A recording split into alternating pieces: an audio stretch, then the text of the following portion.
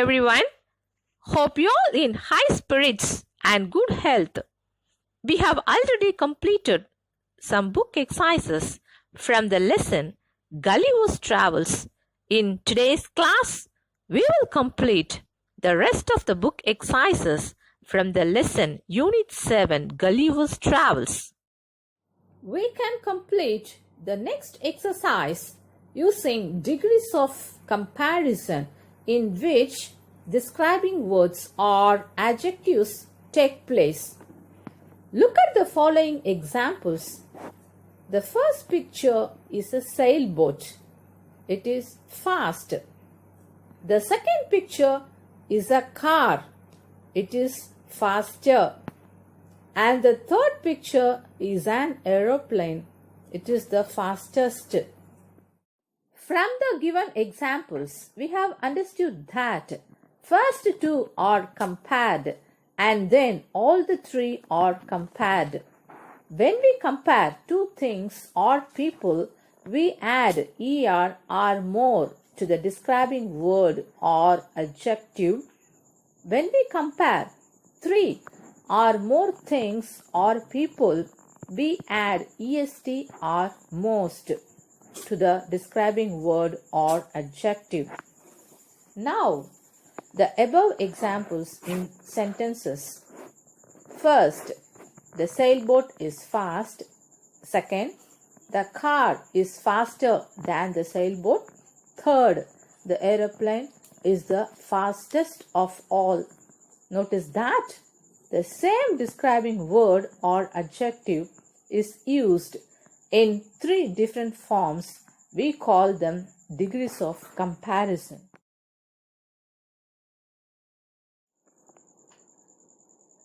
What is degrees of comparison? Three different forms of same adjective is called degrees of comparison. There are three degrees of comparison. First, positive degree of comparison. Second, comparative degree of comparison. And the third, superlative degree of comparison. Now let's see each degree with example. In positive degree, we talk about only one person or thing. We don't add any special ending. For example, look at the picture. Hitting a target is difficult. Next, we compare two people or things in comparative degree by adding er or more at the end. For example, here we have two pictures. Juggling cats is more difficult than hitting a target. Juggling means a trick which we can see in circus.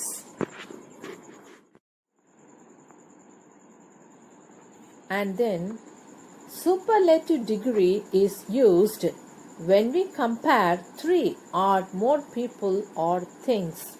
It has the ending est or most. For example, look at the third picture. Doing complicated magic tricks is the most difficult of them all.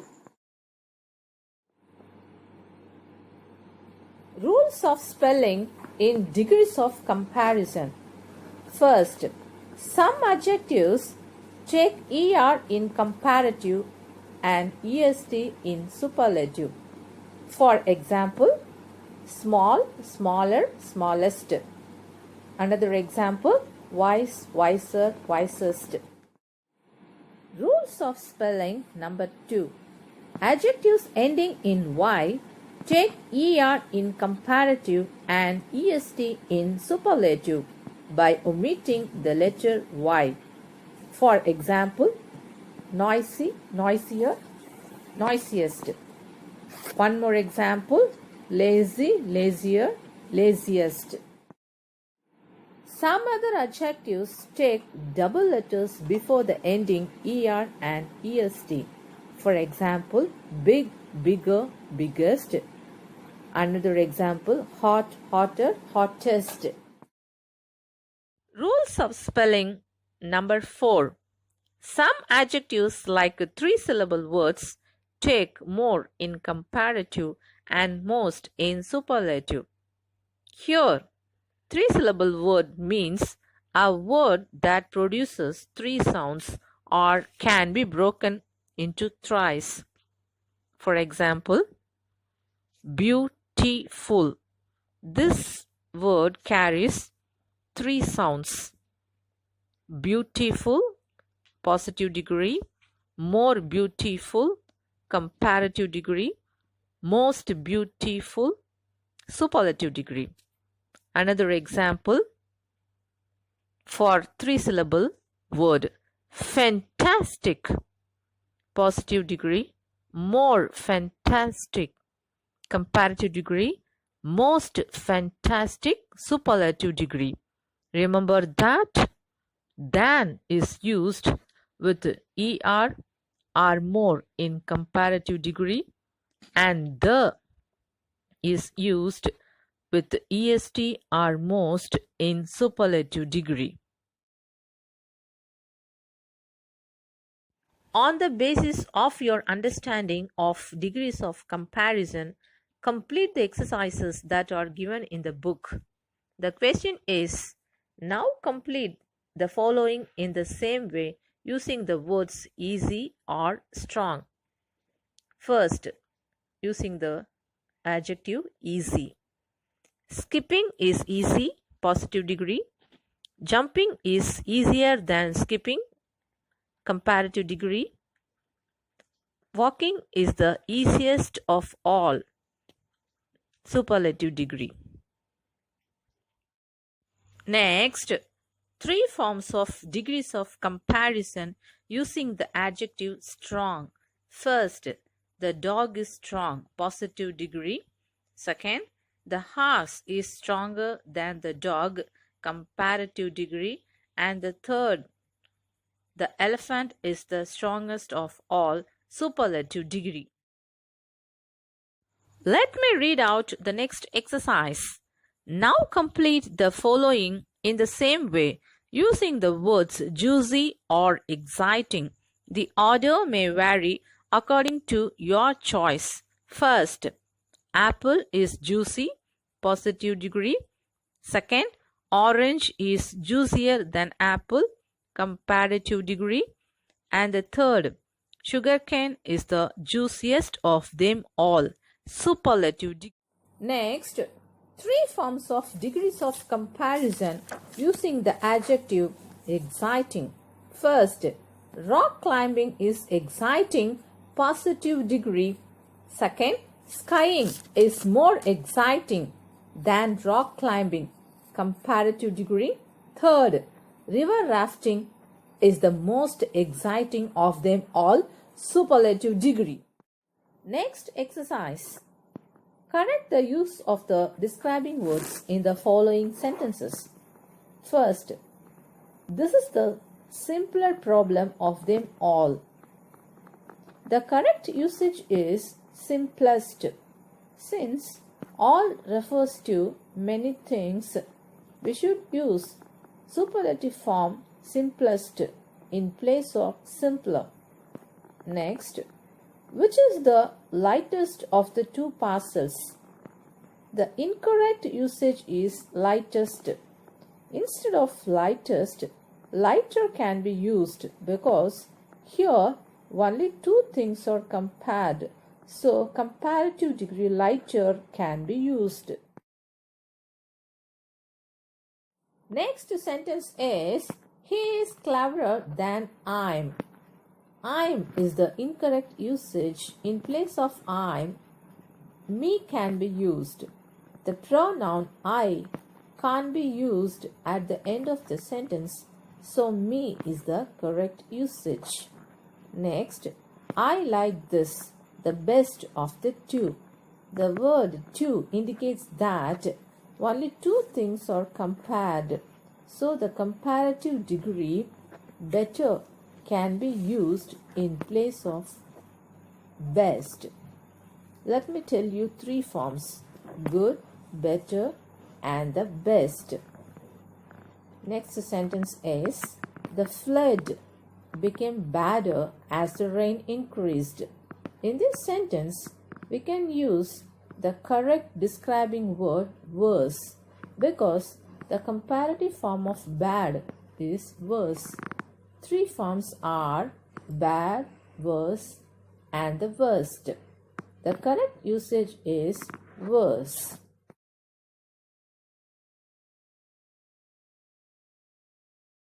Next, we will complete book exercise based on punctuation.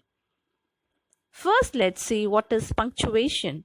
Punctuation is used to create sense and clarity in sentences. For example, look at the first sentence. Do you speak English? This sentence is given without punctuation. In the next sentence, the first letter of the sentence begins with a capital letter and there is a question mark at the end of this sentence. The use of capital letter and question mark are called punctuation. Before we complete book exercises, you have to be familiar with a few punctuation marks. Here is a list of punctuation marks. First, capital letter. Refer the symbol given in the brackets. Capital letter is placed at the beginning of any sentence and also used to begin all the proper nouns. For example, Bruno is my pet. Refer the first letter of the word Bruno. It is in capital letter. Next punctuation mark is full stop. Look at the given symbol for the full stop. Full stop is placed at the end of any sentence. For example, he always wakes up early. You can refer the full stop at the end of this sentence. Next punctuation mark is comma. You can refer the symbol within the brackets. Comma is used to separate a list of similar words or phrases. For example, it is a red, round, fresh, and juicy apple. Notice the comma to separate these list of words. Next punctuation mark is question mark. Refer the question mark given within the brackets. Question mark is placed at the end of any interrogative sentence. For example, when is your birthday? You can refer the question mark at the end of this sentence.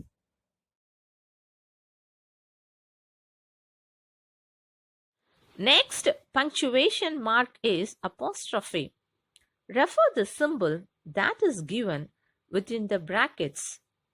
We can use apostrophe to make contraction of words. For example, I plus am, I'm, and also to show possession. For example, Neha's father is a doctor. Notice the word Neha's.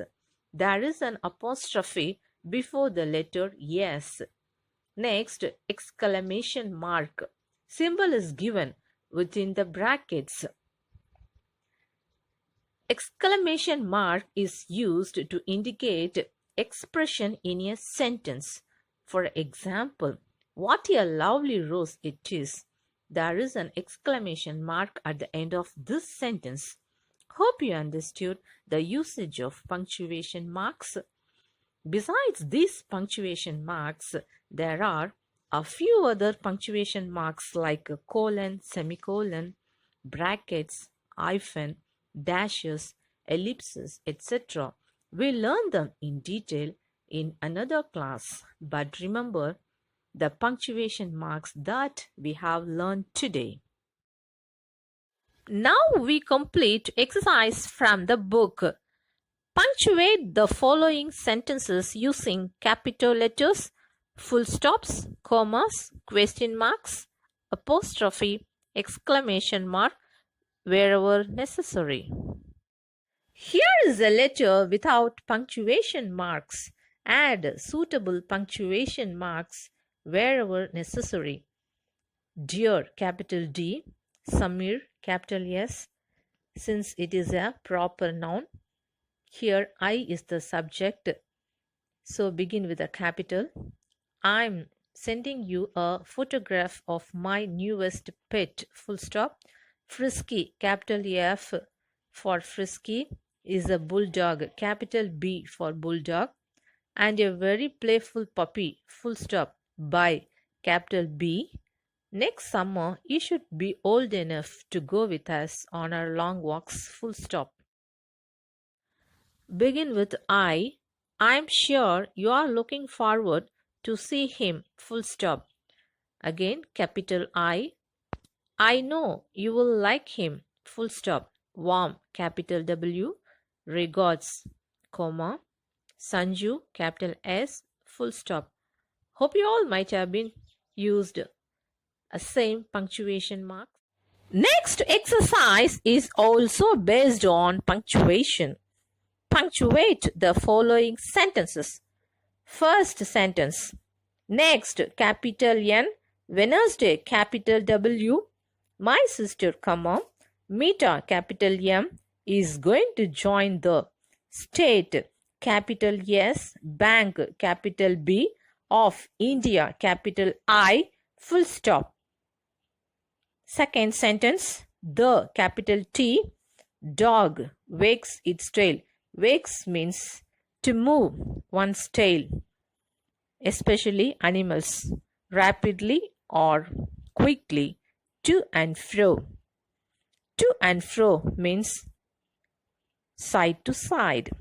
When it's with apostrophe, pleased, comma, but a cat waves its with apostrophe tail when it's with apostrophe angry, full stop.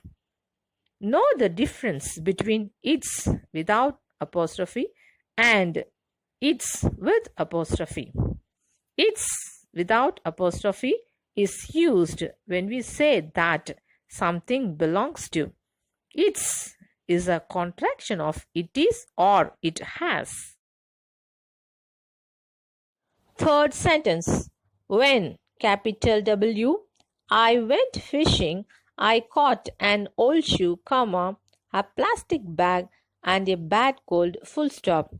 Use comma with a list of words. Fourth sentence.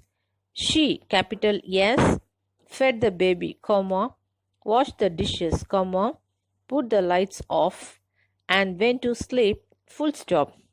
Here is a list of actions, so commas are used. Fifth sentence. Wasn't, capital W, Tim, capital T, born on the 26th of January, capital J, 1989, question mark. There is a question mark at the end of this interrogative sentence. Sixth sentence. Oh, comma, no, exclamation mark, since it is an expression. The bus has gone, full stop. Hope you all familiarized with a few punctuation marks. Next, filling the blanks. First, a giant tree, redwood trees of California. Second, a giant bird, ostrich. Third, a giant land animal, elephant. Fourth, a giant water creature, blue whale. Fifth, a giant reptile, crocodile. Sixth, a giant aeroplane, Airbus A-380-800. Next exercise. You woke up one morning and found yourself in the land of dwarfs. Write a paragraph describing your experiences there and how you got back home finally. You may begin like this. Everything around me looked different. Keep the keywords in mind. Before you write this description, let me read out one by one. First, what you did initially after reaching the land. Second, what you noticed there. Third, and how they looked like. Fourth, how the dwarfs felt. when they saw you. Fifth, what the dwarfs did. Sixth, but what you tried to do. And seventh, how one of the dwarfs helped you. You may use these keywords to write your description. Everything around me looked different that day. I took a walk in the nearby area. Trees were smaller than my size and mountains equal to me. Everything was very small. After some time, I observed that the dwarfs were scared of me. They were running away from me. I wanted to make them friends. I picked one of them in my hand to talk and gently kept him on the top of a building. Soon I was able to make him friend. His name was Jim. Jim helped others understand that I was a good giant. Thus, you can write a description. Hope you all understood what we have learned today. That's all our today's class. See you all.